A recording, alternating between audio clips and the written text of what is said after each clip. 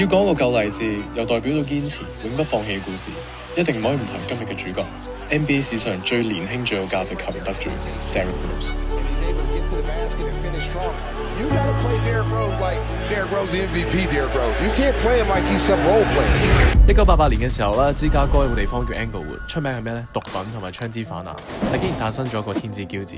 佢出於泥而不染，當入到高中嘅時候咧，不但冇染上任何惡習，仲同教練講：我要用籃球拯救屋企人，帶佢哋離開困境。而佢講得出，真係做得到。大學第一年就已經以超班嘅表現帶領大學打入總決賽。雖然最終咧加時嘅時候失敗，但係無阻 NBA 球隊留意到呢一朵準備盛開嘅玫瑰。最後佢以第一順位俾家鄉球隊芝加哥公牛揀中，成為嗰一屆嘅 NBA 狀元。所有事情順風順水，好多人喺呢時候咧就會懶啦、自滿啦，但係佢完全冇啊！不但止，佢仲更加努力刻苦去練波，因為佢知道佢追求嘅唔止咁少。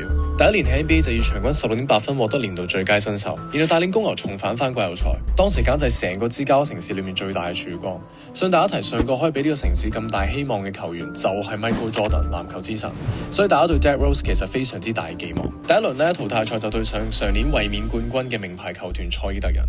D Rose 就展示俾大家睇乜嘢叫做玫瑰係帶刺嘅，以場均19.7分，不斷一次又一次咧喺多人防守底下攻框，遠投近攻樣樣齊，每一下攻框咧都係美如畫嘅，呢就係所謂嘅暴力美學。不得不提第一場就已經攻入36分啦，破埋新秀季後賽初登場得分紀錄，逼到呢隊名門球隊咧打到最後一場先可以淘汰到公牛。雖然落敗，但係只有公牛已經睇到你哋未來有無限嘅可能性。生涯第二季 Derrick Rose 直接入選全明星球員。嚟到第三季，有記者問佢：你嚟緊有咩期望啊？謙虛嘅 Derrick Rose 其實好少講嘢，但係講咗以下呢段說話。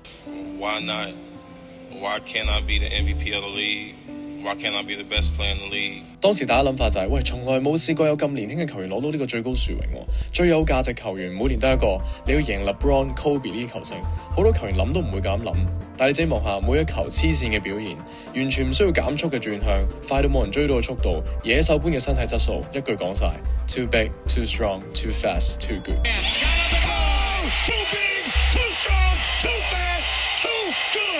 最後以場均25.7分成為年度最有價值球員，我就問你一句，你服唔服？第3年就成為聯盟最強嘅球員，力壓一眾球星，仲要只係得22歲，史上最年輕嘅 MVP。至於話當時嘅佢呢 The sky is the limit。而當時佢攞 MVP 嘅感言呢，更加令到大家明白點解咁多人愛戴佢。